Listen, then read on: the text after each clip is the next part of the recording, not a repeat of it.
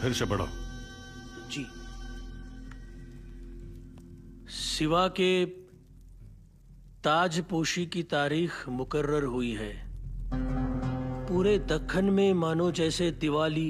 हमें ये सुई नहीं, ये अल्फाज ज्यादा चुभे हैं। आगे। गुस्ताखी माफ आलम पना, लेकिन पूरा हिंदुस्तान तो है आपके पास, तो फिर इस धूल मिट्टी भरे दक्खन में क्या रखा है? दक्कन को जीते बगैर पूरे हिंदुस्तान को जीतने का हमारा सपना अधूरा रह जाएगा। कब पूरा होगा वो? हम हर रोज उनके लोग मार रहे हैं और वहां हर रोज कोई नया सुरमा जन्म ले रहा है। जी हुजूर, प्रतापराव नाम का तूफान थमने के बाद लगा था अब हिंदुस्तान हमारा है, तो अचानक ये हम्बीरराव नाम की आंधी कहां से उठी? हम्बीरराव? हम्बीरराव, यह आंधी है या कोई हल्की हवा, इसका पता तो तब चलेगा जब उस जाबाज प्रतापराव की तलवार वो संभाल पाएगा। राजाराम, बाजूला ठेवा ती तलवार आणि जाऊन खाऊन या। उद्या आम्ही तुम्हाला दुसरी तलवार देऊ।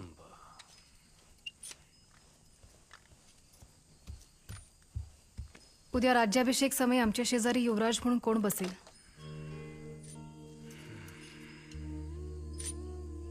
ही बघा आमची नवी तलवार, शंभूदादांनी दिली आहे, उद्या चालवायलाही शिकवणार आहे। पण नुसती शिकू नका, तर त्यांच्यासारखी चालवायला शिका। हो, उद्या होणाऱ्या राज्याभिषेकाचा दरबार तयार झालाय, आपण पाहायला येणार का? नुसता दरबार पाहण्यापेक्षा उद्या दरबारात युवराज म्हणून बसायला त्यांना जास्त आवडेल। त्यांना की तुम्हाला? हो, आम्हाला शंभूराजे तुमच्याकडे आई म्हणून बघतात, तुम्ही तसंच वागा, त्यांच्या आईसारखं।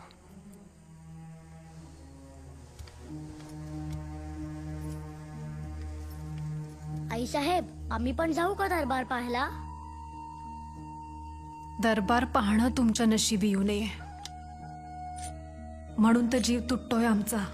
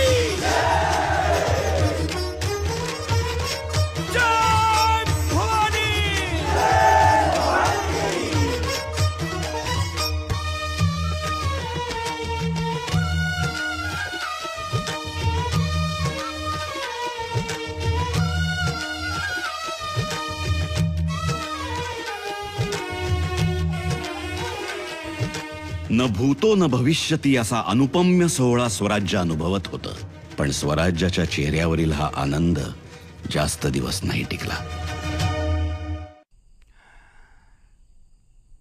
कशा आहात तुम्ही?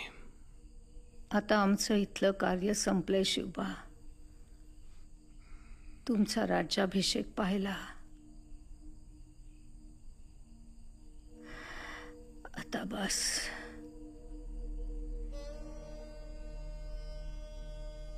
हंबीरराव, माझ्या शिवबाशी एकनिष्ठ राहा जी. आणि तुम्ही सर्वांनी मिळून या स्वराज्याचं रामराज्य करा. जगदंब.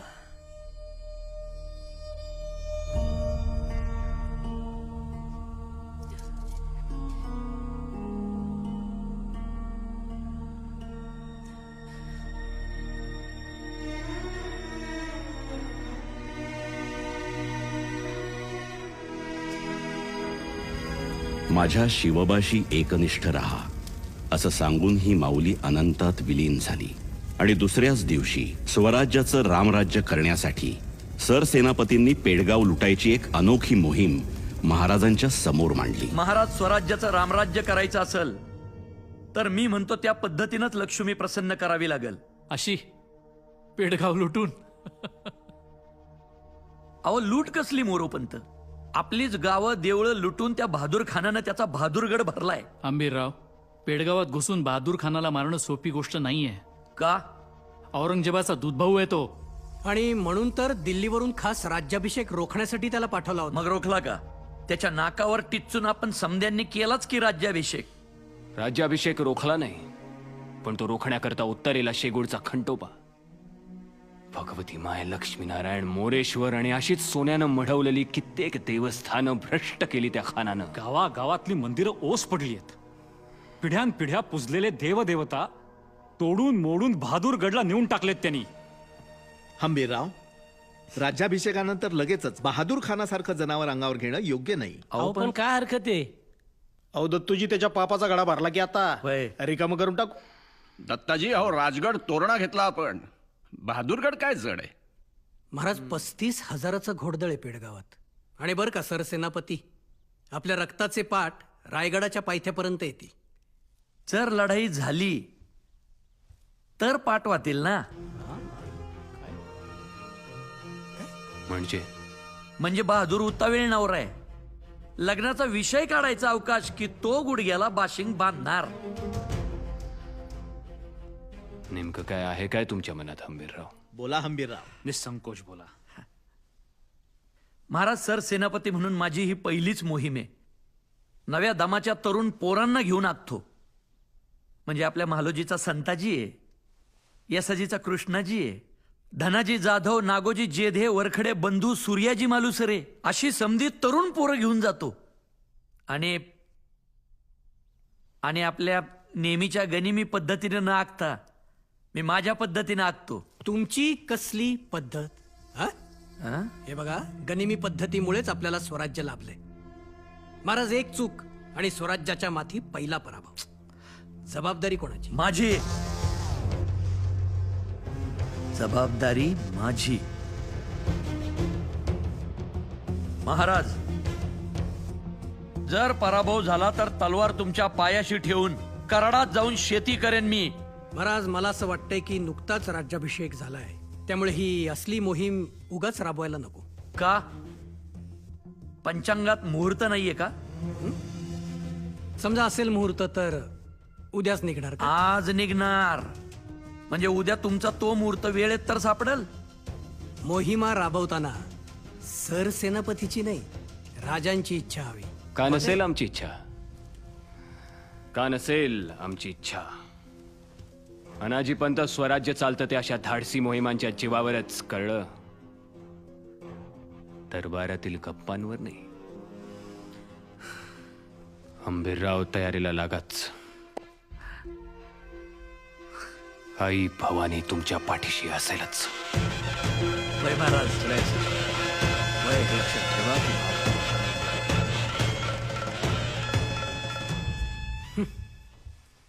हो,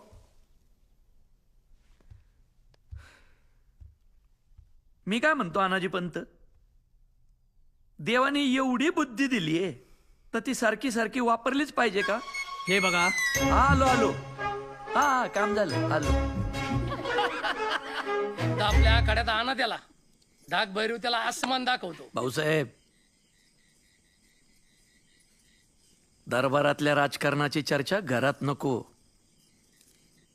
तिथल्या राजकारणाचा वास घरातल्या वाशांना लागला ना, घरं पोखरायला येळ नाही लागायचा.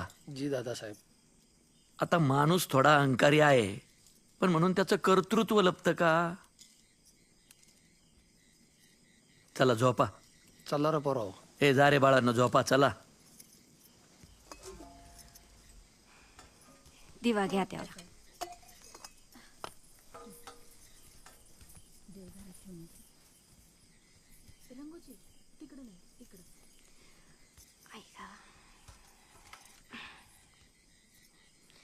काय करतीस?